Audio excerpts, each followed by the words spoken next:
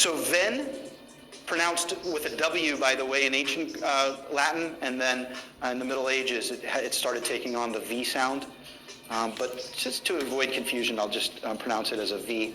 So ven and ventus. Okay, now, little footnote, ventus or ventus in Latin means wind. And not coincidentally, because, the wind is something that comes. It comes, it moves. Okay, so Mercury. Ventilate, or actually the word vent Air. itself. Okay, but we're not going to focus on those words. No, So we don't want to go there. venio or venio Too complicated. in Latin means I come. I come somewhere. So when people get together, such as we're doing now, we have convened in this classroom. We literally have come together. Now this is through French, okay, the veen. That's another, by the way, the E ending, when you throw that E with humane and with convene, it's through French, for whatever it's worth. It's a linguistic element in Old French, not Latin per se. But anyway, so to convene is convenio through French, because convenio in Latin means to convene as well. Okay, so to convene, come together, just as those people are doing. And now watch this. To convene writ large is to attend a convention.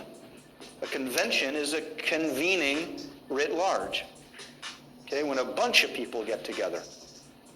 It literally means being coming together. It's this giant event, a convention. Now sometimes it's used in a joking way.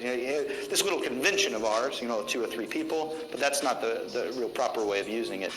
Convention would be convening a bunch of people at once. And now you get a really interesting use of the root. In convenient, when something is convenient, we know that the end means being, right? The state of, or being coming together. So how does it mean that? When something is convenient, what does it mean?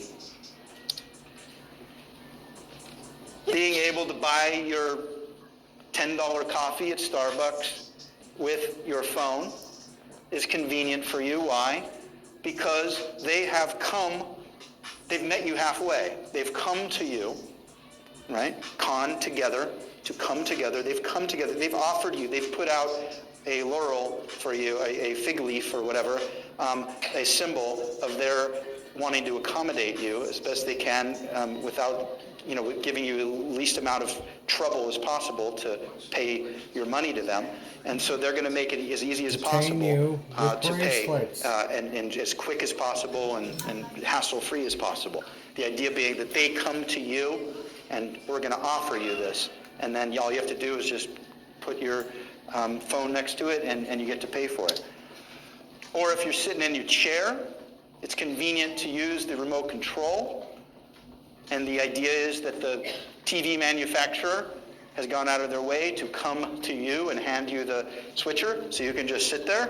And think about Wall-E in those chairs with people running around and getting fed, without any effort. So that's the idea, coming together. Something comes to you. Don't worry about coming to us, we'll come to you. It's kind of the idea behind convenience. And then that's the idea behind a convenience store. You don't have to go to the market. You don't have to go to Starbucks. You don't have to go to Domino's. You don't have to, you name it. We have it all, right? We're going to put it all out there for you in one place. It's convenient. Coming together with you in one place. All right. Speaking of the ancient gods, the Olympians, quite often in Homer, in the Iliad, in the Trojan War, they will intervene in the affairs of human beings. It means they come between the events of human beings. The event is coming up, by the way. Or, in this case, dominoes would be toppling over in order until this rude guy, placed his hand in the way as an obstacle, and now he intervened and kept it from going through the normal course that it would be going through. And then the noun intervention is most often used, especially because of the TV show, I guess, with this idea of getting over something terrible.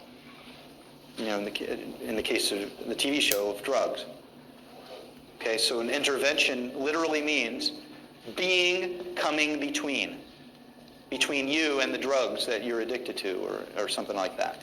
Okay, so an intervention literally means coming between you and your kryptonite or your nemesis or something that's bad for you. All right. Advent, I'm gonna stick with just the generic meaning of the word. It has religious overtones as well, but just regular Advent, straightforward, neutrally means arrival of something or someone. It means the arrival. We'll get to arrival later. But Advent is just coming toward, an arrival, a coming toward somebody or something. And so the example the dictionary gives is the advent of television, and that's why I put that image there, because that was a giant deal in the early 50s when TV made a big splash in society before the internet, before any of that. Movies were out there, but and so that was a big deal. So the advent, the arrival, the coming toward what? Coming toward the living rooms of America and expanding their idea of what's going on in the world by means of it. All these key words have to do with those misdemeanors. And then when you talk about an adventure, it's a little different than Advent. So you're kind of playing around with changing this. The Advent is a noun, and so is adventure. And what's the difference between? Now again, with the I'll just bore you one time with a linguistic fact, just so you know that you don't want to ask anymore what these endings mean. The is the future participle of the Latin verb, meaning about to whatever. Okay, so adventure literally means about to come toward. Okay, in Latin. Now it literally means that in Latin. Listen carefully, you guys. This is a really important point. It literally means what it says, in terms of the suffix and all, in Latin. So tenses and all kinds of other grammatical stuff in the original language meant something. Okay, so adventure literally means about to occur, about to arrive. Once those elements are brought into English, however, for the most part, the grammatical stuff is completely disregarded. Okay, so you could say to someone, I am on an adventure right now. Adventure is not only in the future, right? In Latin it was. Okay, so the means about to be in Latin, but you bring it into English and all of a sudden it's just another way to add to this idea of Advent. Okay, and so I'm not going to load you down with those. You're welcome. Because that would be a language class, and I would love that too, but you wouldn't, unless you want to take the language class. And you sign up for that, then I'll be happy to teach you language, grammar and all that. But we've done enough grammar already, with the first few days. Okay, so an adventure means going toward something, whereas the advent of something is more like the arrival from the outside to where you are, isn't it? The advent of something comes to you, like TV comes to your living room, whereas you go on an adventure, that's more of a proactive idea. You go out, you go toward the world. Kind of interesting. All right, this is one of the more obscure words I'll throw at you. I tend to limit these words to really important GRE words, but this one you might encounter a little less than half the time on the past GRE exams. So archaeologists will often, every day, use this word, the provenance of a given pot or the provenance of a given sculpture. It means it means the origin of whatever thing you're talking about, whether it be in space or in time. Okay, so what is the provenance of that vase? Oh, it was found it was made in 526 in Athens, and it was found at the Agora, at the marketplace. That's the provenance of that vase. Okay, so it means what? Coming forth. So where did it come forth from? Is the idea. What is its provenance? Where did it come from? What is its origin? Okay, you guys?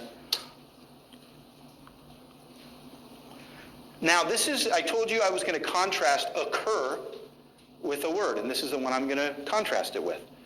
Remember our little occurrence guy right there? He's still letting things occur to him. That's different than inventing something. When you invent, you come into something.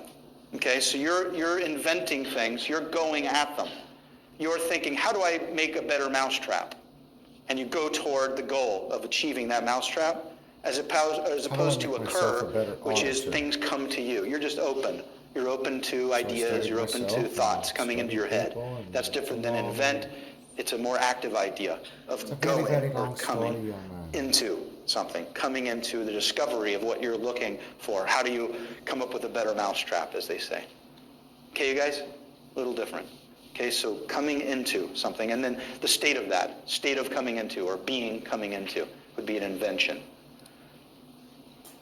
All right, when you go to somewhere to experience some event, the place you do that at is called the venue.